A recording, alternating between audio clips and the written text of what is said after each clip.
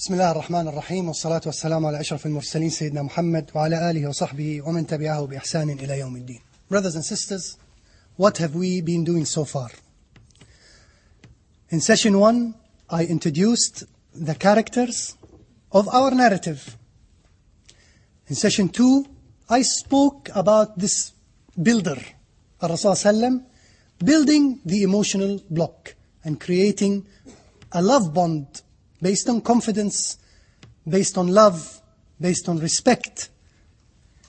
And the second block that can stay in a very stable position on the top of the emotional block is the block of belief. Call it creed, call it aqidah. Incidentally, the Sahaba never knew the word aqidah. Aqidah means a knot, uqdah.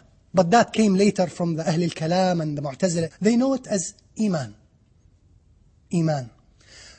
But call it Aqidah, call it Iman, call it the block of belief.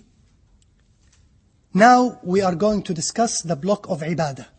And that what cements actually the block of Aqidah. So there is a big cement between them two, and they are two blocks, but in due course, they become as if they were one block. Greater belief leads to greater ibadah, and greater ibadah leads to greater belief. And Rasul Sallam actually worked with belief and ibadah in a parallel.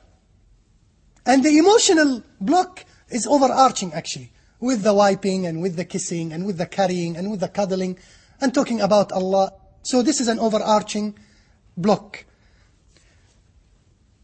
3 points to bear in mind when we are talking about ibadah and children.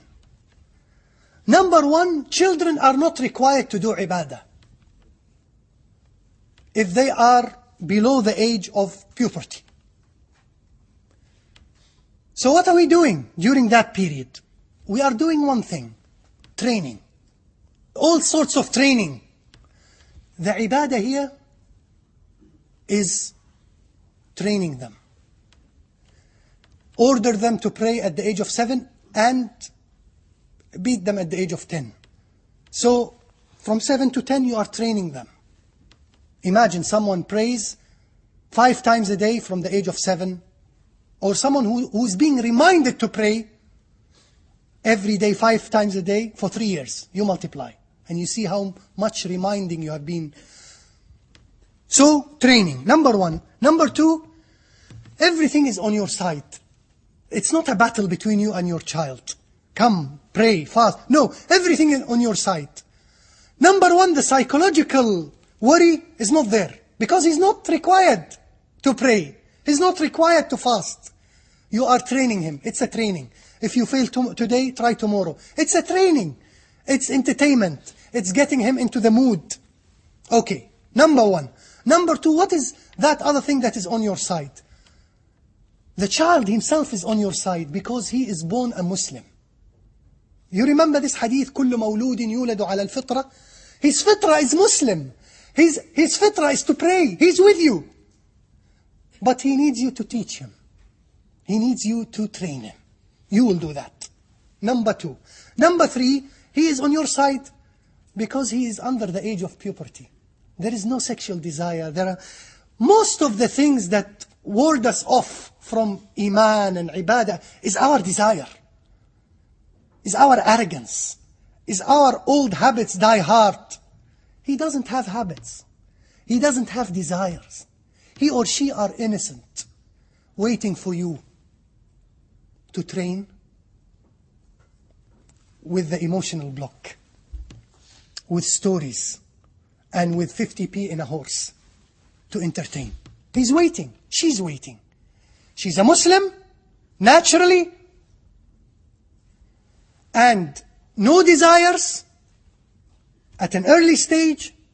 And thirdly, you are training her, or you are training him. Now, these 3 points, take them as the framework of Rasul Sallam's action when he is building that block. This is our template. 3 templates. Training. No desires that are blocking, no shahwa that are blocking the way that are stopping the flow of communication between you as a parent and him or her. And number 3, that he is with you. Allah created him as a Muslim, and the day he was born or she was born, you said adhan in his or her ears. With regards to training, this is important, and this is something I said it at the beginning. The earlier you train someone to be good, the easier it will become for him to continue to be good, him or her. Look at Abdullah ibn Mas'ud when he says, حافظوا على أبنائكم في الصلاة وعودوهم الخير فإن الخير عادة. This hadith is in a book of Bayhaqi في السنن الكبرى. Abdullah ibn Mas'ud says, take care of your children and train them to pray and get them in the habit of doing the good, because doing the good is a habit. Can you imagine that your child can one day become addicted to doing the good? Can you imagine that your child is a serial good doer? So, yes, he could, if you trained him from the beginning.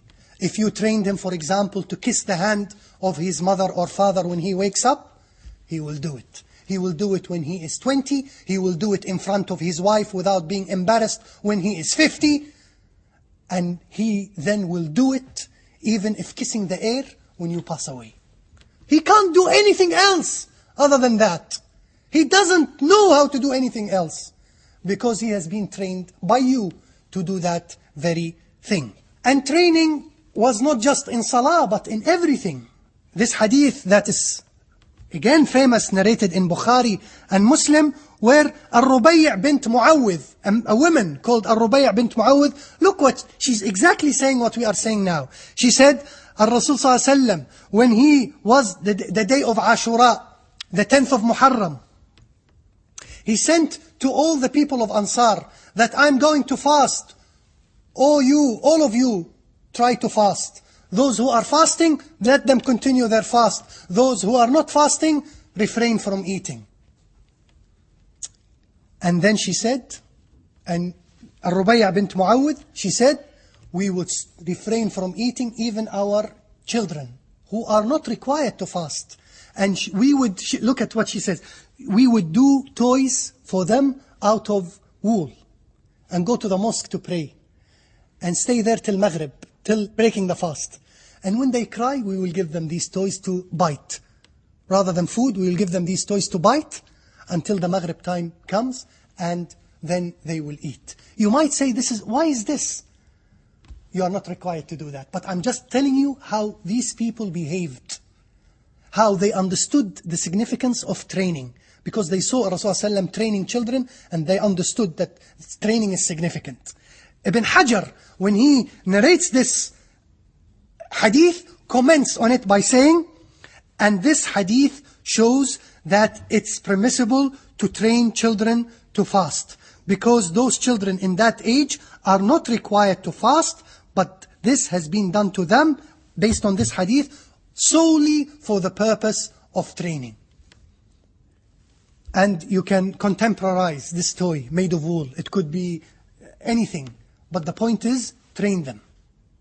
Or refrain from food till Asr, or whatever. But train them. And by the way, it's not just training them to refrain from food and chocolate and ice cream. It's teaching them discipline and controlling and developing their will.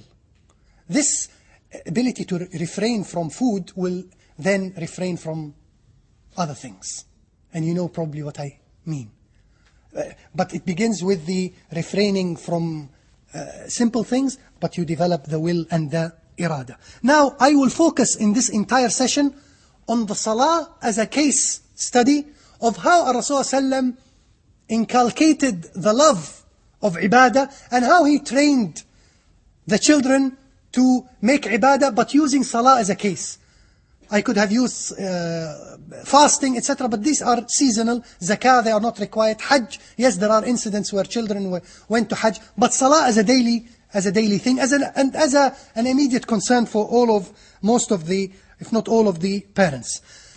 And I realized from reading a lot of the hadith that Rasulullah was doing three things. One of three things to make the children love the salah. One, is that he was creating positive associations between the child and the action. So there is always something nice when doing that action. You remember the negative association, long-term memory, positive association? He was creating positive associations. These are my titles. These are my. You can divide them. You can say you are wrong. This is a wrong interpretation. I have a new interpretation. Fine. But at least we are all mujtahids. I'm trying just to simplify things. I could have thrown this hadith on you without titles and confuse you. But I'm trying to organize them in a way that makes them more accessible. Number two, he used to reward when the action is being done. Bear in mind, he's training now. He's training.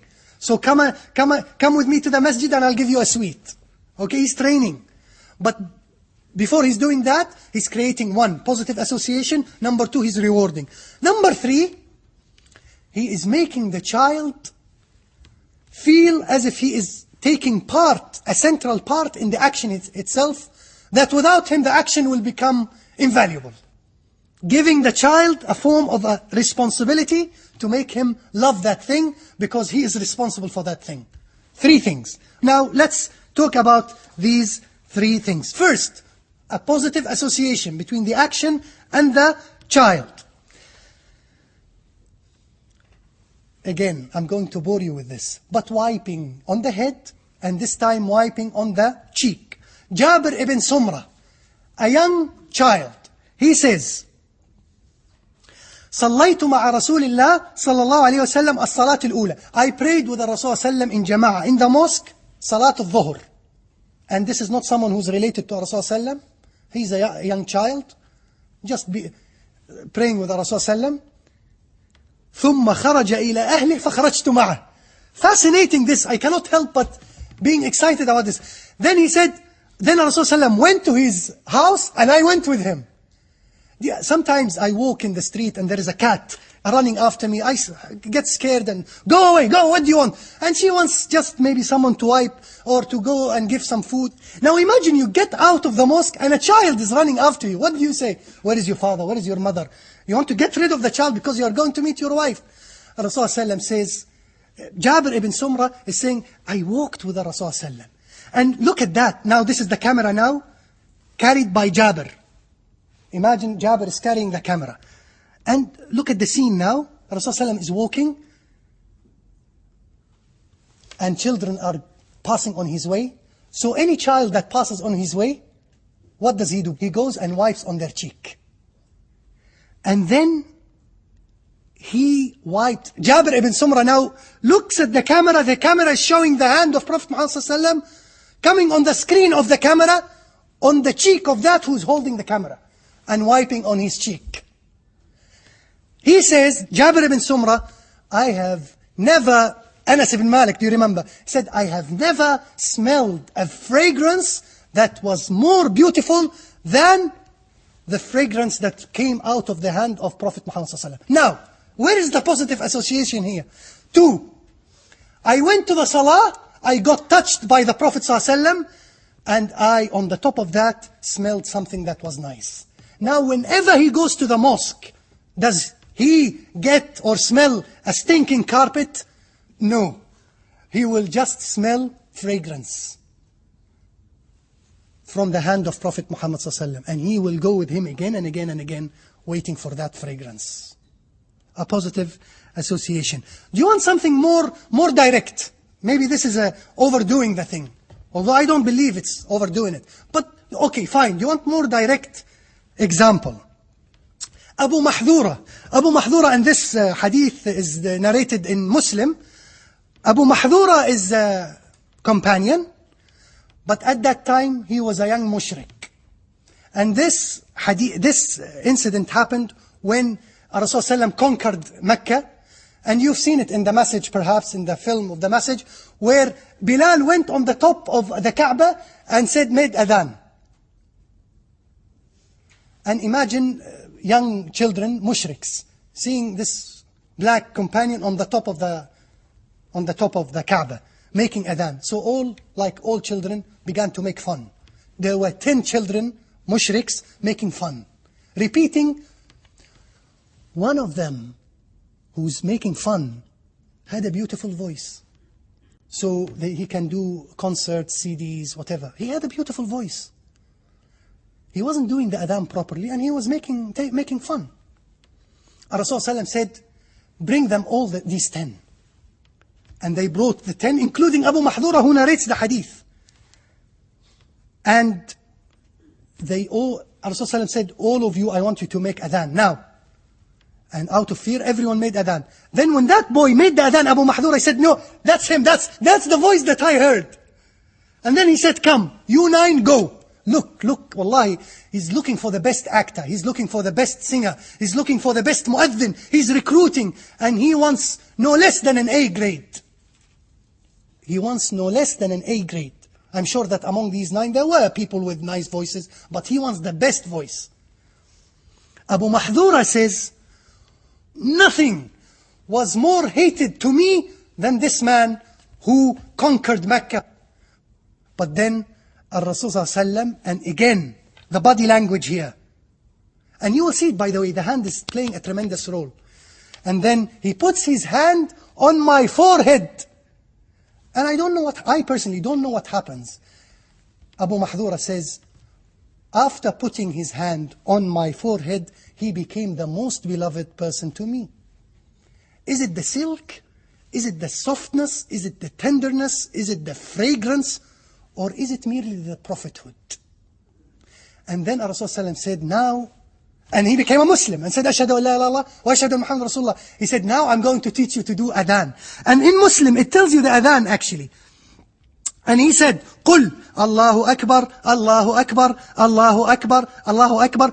And then say, Rasul say, Ashhadu an la ilaha illallah 2 times, marratayn. And then, wa ashhadu anna Muhammad Rasulullah 2 times. And then he says, Hayya ala salah. And then he says the adhan. And then he says, and when you make adhan for Fajr time. So he employed him now to make adhan. He's teaching him to do adhan on a daily basis, including Fajr. And when you do adhan in Fajr, say, As-salatu khayrun minan nawm. And then when you do iqamah, subhanallah, subhanallah. 5 minutes ago he was making fun. Now he's going to make As-salatu khayrun minan nawm. He's going to wake up without an alarm, without shouting at his mother, leave me alone, let me sleep. He's going to wake up. He's going to wake up the entire city in Mecca and say, Hayya ala salah, qad qamat as-salah. And then he teaches him to do the iqamah. What is fascinating in this hadith is that Abu Mahdura says, I never cut my hair. Never. I don't know. I cannot, maybe during his time, he had a very long hair. He never cut his hair that was touching his forehead because he said, because it was touched by Rasul ﷺ. Now, look at this learning of adhan, which is a form of ubadah that is associated with a touch. So, the point, Brother Hesham, you bore us to death. The point is, when you teach your children ibadah, to train them, try to give them a positive association. With a kiss, with a touch, with whatever, so that they associate doing that thing which they do not necessarily understand the significance of, with a fragrance, with a nice word, with barakallahu feek, with jazakallah khair, with I am happy now, with a beautiful prayer mat that is specially for him or her, that musk is everywhere on this prayer mat, that when you smell this prayer mat you remember it's time for salah. Just create any positive associations. So another example is that Rasulullah and Ibn Mas'ud narrates this hadith where Rasulullah used to always wipe the Imam in the salah says shoulder to shoulder, etc. Rasulullah would go through the lines to make sure that the shoulders are touching the shoulders, and he himself will touch the shoulders to make sure that the shoulder is touching the shoulder. And he will do this throughout. Now imagine every time the children, they come to salah, they are going to be touched by Rasulullah, especially those who are standing at the extreme right or the extreme left. With fragrance, with touching from Rasulullah, the messenger. Won't you then like coming to the mosque 5 times a day, including Fajr, at least to hear the voice of your friend Abu Mahdura? Look at this quotation that I found in Q News, October 2000. The young boy is writing this letter to the editor. He's saying, yes, you have set up halal meat. He's talking to the imams and the elders in the community. Yes, you have set up halal meat. Yes, you have built mosques. Large, huge mosque. And boast that we have large mosques. Yes, you did do that and you have succeeded in that. Yes, you have taught us Urdu. But you have also built mosques that were alien. And really this hurt me, this word. That were alien, hostile and irrelevant to our needs and requirements. Mosques that are full of squabbles and fights, not love and compassion. Not love and compassion. Q News 2000, not Abu Mahdura, who actually received enough compassion. Mosques full of notices, don't do this and don't do that. Mosques whose doors are closed to the destitute, the poor and the orphan. This really translates. Now, would you imagine that this letter has been written by a young companion? Far from it. When we go to the mosque, Rasulullah, brothers and sisters, have you ever thought about this man that urinated in the mosque? Imagine if Rasulullah allowed him to be beaten in the mosque. Do you think that he would return to that mosque again? In fact, Rasulullah made him urinate. Isn't this a positive association? Not that I can come to the mosque and do what I want. No, that I have been treated respectfully when I came to that mosque. And even when I did a mistake, I was tolerated and I was taught my mistake. Our children today do not urinate in the mosques, but they receive harsher treatment from the elders.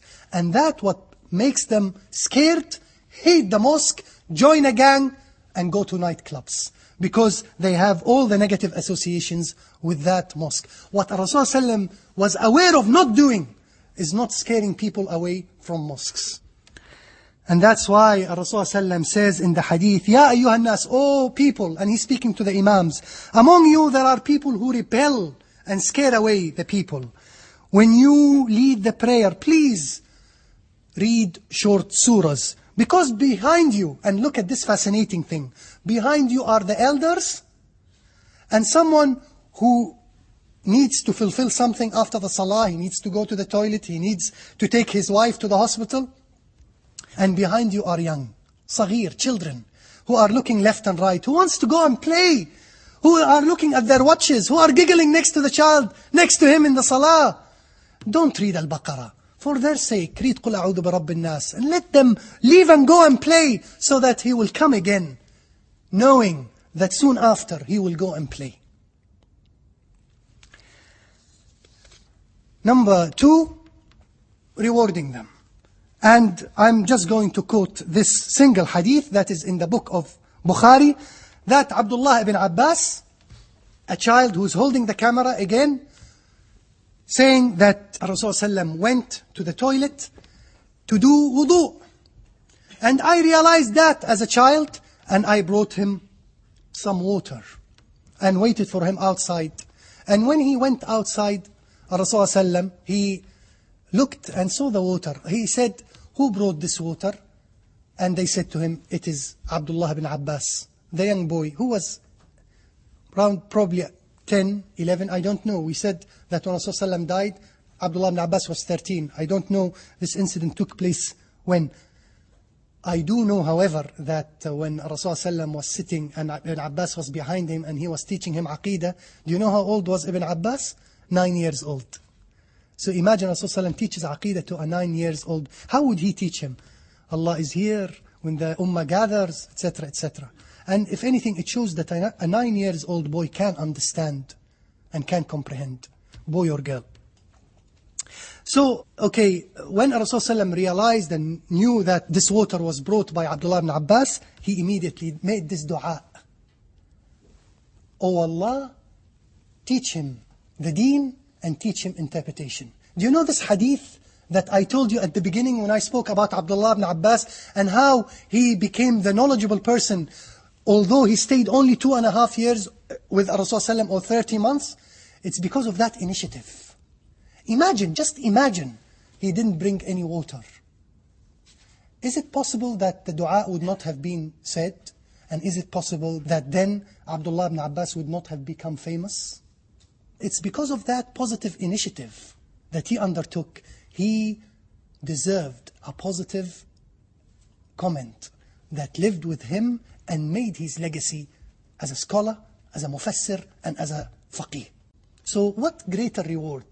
What greater reward than if you say to your child, if you do this, I will give you that. And seriously, not lying. I will do that, or I will give you that, or may Allah subhanahu wa ta'ala make you knowledgeable in the deen, or rich, or marry a nice wife. Anything that the child feels proud out of doing what he did. And in fact, in another narration, Ibn Abbas said, Rasulullah actually wiped again. You see, wiping is repeating itself throughout this course. He wiped on my head and said, وَدَعَى لِي بِالْحِكْمَةِ. And he made dua that I become a wise person.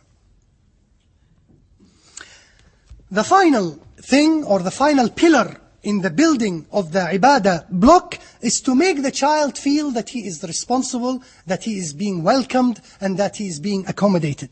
And again, a hadith that we come across a lot, that is narrated in the book of Bukhari. Again, Abdullah ibn Abbas, he said, I spent the night one day in the house of my maternal aunt, who was Maymuna, who was the wife of Rasul ﷺ. So he spent the night in the house of Rasul ﷺ, and he went to sleep. And then Rasul ﷺ woke up in the night, and he asked Maymuna, did he sleep? Did Abdullah sleep? She said, yes, he went to bed.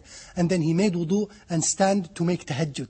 Abdullah ibn Abbas, look at this person who just a few days ago, Rasul ﷺ said, oh Allah, give him wisdom and ta'wil and faqihu fi din. He straight away stood up, went and made wudu, just to pray next to that whom he loves. He's not asked to do tahajjud, but out of love, he went and do it. What did the Rasul ﷺ do? He actually took him close by and accommodated him. He didn't say, oh, this is between me and Allah, oh, this is riya, go home, or you're not, why are you, wait, go to sleep, you have school tomorrow. No, he brought him and he accommodated him. And Abdullah ibn Abbas, thank you to Rasulullah that he allowed him. He narrates the entire hadith and how Rasulullah prayed and what are the surahs that he read. And there is another story that is even more fascinating of how Rasulullah actually accommodated children. The story of Amr ibn Salama. Amr ibn Salama is someone that lived away at the outskirts of Medina. He never interacted with the Rasulullah. He said, I was living with my tribe, and people that were in Medina that used to travel, we used to ask them, they were Muslims, we used to ask them, what did Rasulullah teach you today? And they used to tell them, Rasulullah today, he read surah this, and surah this was revealed today. Amr ibn Salama says, and when I hear the surah, I memorize it. So he began memorizing the surah.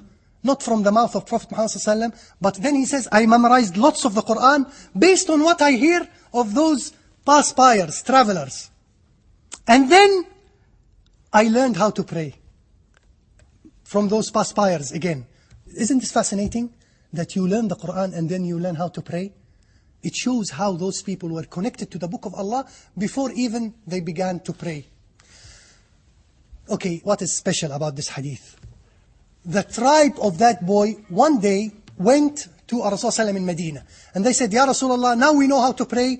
We want you to instruct us to pray in Jama'ah. He said, okay, pray in Jama'ah. Who is going to lead us, Ya Rasulullah? He said, the one who knows the Quran most. And the leader of the tribe, he's about 60, 70, he doesn't know the Quran most. They went to Amr ibn Salama. Amr, how many do you know? Oh, I know many, many, many verses. And imagine, brothers and sisters, for the first time in a tribal society, like we had a girl being carried by the hand of the Prophet Muhammad ﷺ in a patriarchal society where women and girls were looked at as a source of embarrassment and buried. In a tribal society where seniority and age is a source of legitimacy, for the first time we see a leader, a new leader, not based on his tribal legacy, but on his ability and the number of verses of Quran that he memorizes. Amr ibn Salama was only 7 when he was appointed as the imam for his entire tribe. And a funny story that you might laugh at, his trousers was extremely short, that when he bends, some of his private parts at the back appear. One of the women said, please, cover the backside of your imam.